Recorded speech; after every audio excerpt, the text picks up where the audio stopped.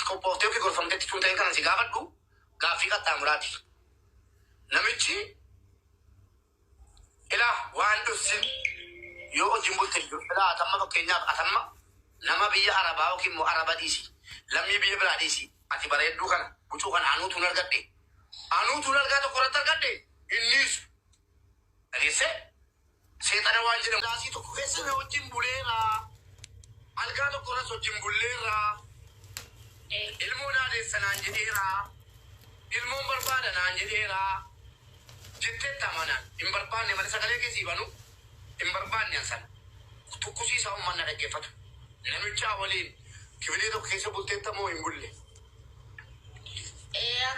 Akkuma galgala siin jedhee buleera.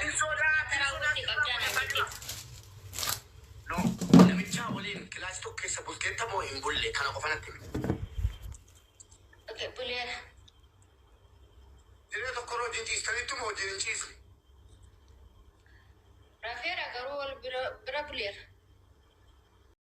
Intala Oromoo Arabatti gurgurattee egaa mucayyoon kun egaa dhuftee ji'a 8 garuu hamma kanatti garaatti baachaa jirte. Waaqayyo waan akkanaa isin oolchu egaa nagaadha jechuu hin daganne. Ashama akkam jirtu hordoftoonni koo, nagaa waaqayyo isiniif haa baay'atu. Akkami saati kana geessanii nagaa keessanii hani nagaa kooti isinis akka nagaa keessan taatan abdii guddaan qaba. Hordoftoonni koo har'a waan ta'e isiniif qabadhee tanan ture. Agum argitan kana mucayyoon kun dhaloonni ishii Wallaggadha. Hamma bakki ishiin jirtu Beirut yookiis Libaanos jiraatti. Egaa dhugaa dubbachuu fi hedduu tokko waan nama gaddisiisuu fi waan kana jetteellee murteessinee tokko mucayyoon kun rakkina keessa jirti. Lammata immoo ofuma ishiitiif iyyuu ofitti amanamummaa hin qabdu jechuudha. Dhugaa dubbachuu fi intala kana laalee hedduu tokko rifadhellee innis immoo nama garramte jechaadha. Egaa rakkinni waan nama hin goone hin qabnu obboloota koo. Mucayyoon kun sodaa guddaa fi keessa jirti jechaadha.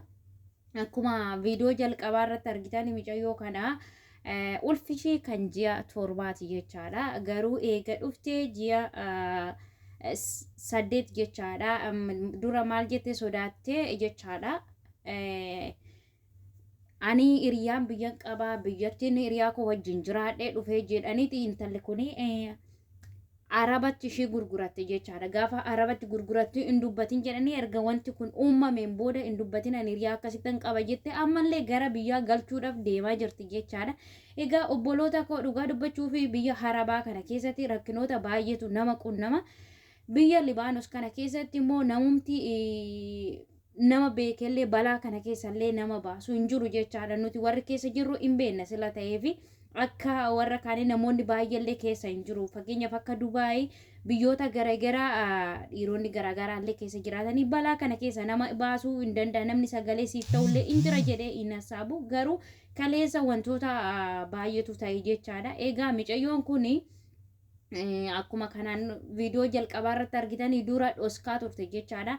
Arabni takka nan gudeenne minaamina waan akkasii haasaa turte jechaadha. Mucayyoon amma garuu afaan ishiin haasoftuyyuu miira sodaan jiru miti. Amma fakkeenyaaf gaafa sodaa keessa jirtu wanta dubbattullee afaan ishii walidha jechaadha. Wajjin bule garuu wajjin hin rabne minaamina jette. Kana jechuun maal jechuudha? Araba wajjin akkamitti kilaasii isaa ciifte wajjin siree tokkorra bultanii jedhee gaafatee ture mubeen eeyyeen buleeraa minaamina jettee haasoftee turte jechaadha.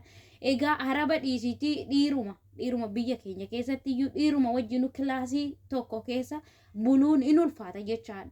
Maaliif sinama mana hojjetan kana keessa akkamitti akka jiraatan hin beektu jechaadha. Gaafa Arabni nama fakkeenyaaf mana Arabaan hojjedha miti. Gaafa Arabni kilaasisaa ijaarsi madaami gaafa kilaasisaa seene ani nambaa boodan hojjedha. Hojii san dhiisee tanan bayee waan biraa hojjedha jechaadha. Anan kilaasisaa eenyu jedhu dhiisi. Gaafa inni kilaasisaa ol seene ani jala darbee tanan maaliif ofii keenya dursa of eeguun barbaachisaadha jechaadha. Maaliif baane jennee jechaadha.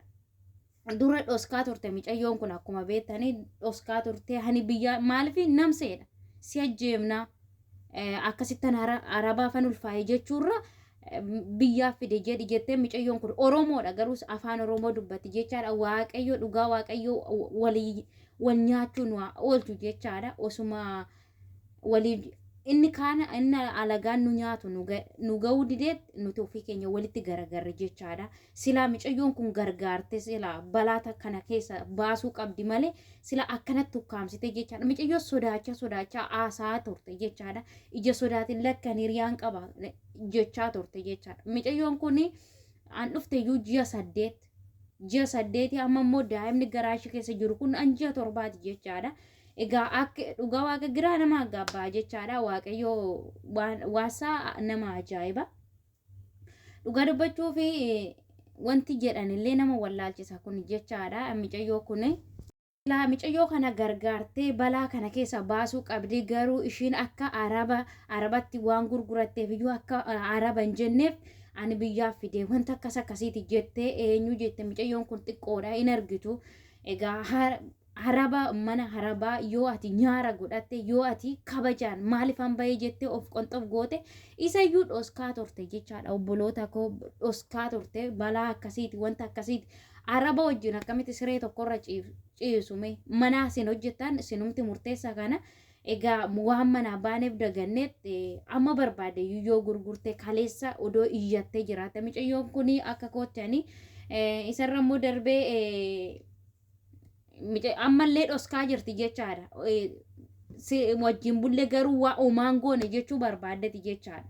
Haasaa turte sodaachaa ija sodaa hin jira miti akkasitti haasaa turte miira sodaa wayitiin haasaa turte mucayyoon kun. Egaa ammas immoo wanti godhamu hin jiru. Mucayyoon kun ulfoofteera ani namsee kootifan eenyu jedha jettee jirti jechaadha.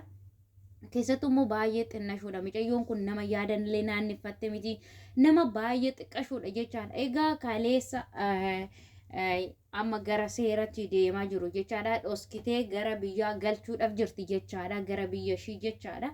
Kaleessa garuu ijoolleen Libaanos yookiis Beerut keessa jiranii wantoota imbaasitti illee dawwalanii immoo buufata xiyyaara deemanii qabsiisuudhaaf mokkoraa turanii achitti illee warreebanii turan jechuudha obboloota koo. Egaa dhugaa dubbachuu fi waan nama eenyu jedhu waan nama jechisiisu illee nama dhorka dhugaa waaqayyo maaliif jennan yoo abbaan iyyate gandi namaa birmataa jedhu mitiire. Egaa mucayyoon kunis yoo iyyattee yoo dhugaa dhossitee nuti wanti goonuuf hin jiru hammas ifaanifa ba'aa hin jiru dubbiin jechaadha. Mucayyoon ani afaan keessa qabatti sodaa keessa jirti inna waan takka dubbattee jedhanii doorsisaa jiru natti fakkaate. Gaafa mucayyoon kun achi dubbattullee haramni itti iyya jechaadha. Kaleessa yoo argitanii jirtu ta'e egaa gaafa namsee ishiitiif yaadde jechaadha. Har'an mucayyoon kun namsee nama lamaa baatti achitti immoo doorsisaa sila jiraniif waa tokkollee dubbachuu hin dandeenye jechaadha. Obboloota koo jalqabarratti wanta isiniin jedhu jalqabuma gaafa baatanii maaliif baane maal gochuu baane jettanii tokko mucayyoon kun ofii ishiitiif illee balleessaa guddaa qabdi jechaadha. Algaa arabaa dhiisii kutaa arabaayyuu gaafa arabni mana jiru seenuu sin hin barbaachisu. Maaliif baane maaliif iddoo kana dhufne kan jettan beeku sinirra jiraata jechaadha. Yeroo arabni mana kutaa kilaasii isaanii keessa jira sin baatanii hojii ambiraallee hojjechuu dandeessu. Biyya keenya keessatti iyyuu dhiirri mana dhiiraa gaafa hojjettuu taatanii hojjettan kilaasii dhiirayyuu isa alagaa dhiisi jechaadha. Itoophiyaadhuma keessatti iyyuu mana ijoolleen dhiira jiru is sodaachisa jechaadha. Araba dhiisati.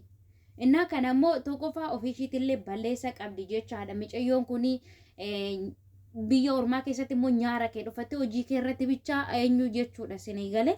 Innaa kana sinin jedha obboloota koo sinillee mucayyoo kanarraa barnoota gaarii baratu jedhee yaada. Har'a kun kan arabaa baatte kan hiriyaashii eenyu baatte wanti beekamu hin jiru. Mucayyoon ani in dhoskiti jechaadha. Si ajjeefna sila jedhaniif hamma ammaatti ifa baaftee isatu na ulfeesse jettee wanti ishiin dubbatte tokko hin jiru.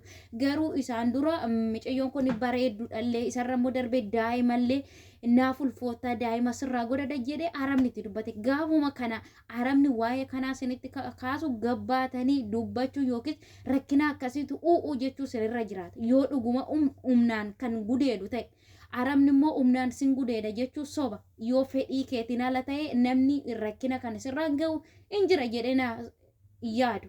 Maaliif gaafa amma ta'e ani mana kana keessatti dhugaa dubbachuuf waggoota baay'een hojjedhe. waan barbaade yoo ta'e waan barbaade alagaan alaguma ofan eeggadha jechaadha. Maaliif jennaan amma barbaade obbolaa koo miti waan barbaade yoo ta'e hojii koo bichaa irrattan eenyu godhan madaami koo faana bichaan biizidha namichatti hin dubbadhu yeroo meeqa biirootti illee nagaallee na himata jechaadha namichi nani bira hojjedhu maaliif nagaalleen gaafadhu ganama gaafan ka'e maaf nagaan hin gaafanne naannoo oddii minaamina jedhee jalqabuma gaafan dhufu ani jalqaba hin beektu jechaadha biyyaa yeroo amma hogguu akkanatti babal'ate kana odoon ta'an jaarsa arabaa yoo laalte arabni yookiin daffasitti galabbaxi yookiis immoo billaadha siqalti wanta jedhan tokko hin beektu jedhee yaada obboloota koo ani suma qabadhee dhufee tanan dhugaa dubbachuu fi amma waggaa meeqa fixutti nagaa gaafadhee hin beeku jechaadha yeroo nan qayyaradha jedhee biirootti dawwaladhu nagaa nan gaafatu jedhee warra biiroo kootti mate jechaadha anillee jechaadha ofii kooti nagaa nan gaafatu jedhee isaaf odoon taane bakka maaf nagaa nan gaafanne ani immoo nagaa gana hojiidhuma kottan kaa malee ishii wajjinan biizii ta'ee haasaa malee namicha arabaa wajjin naasa'u jechaadha.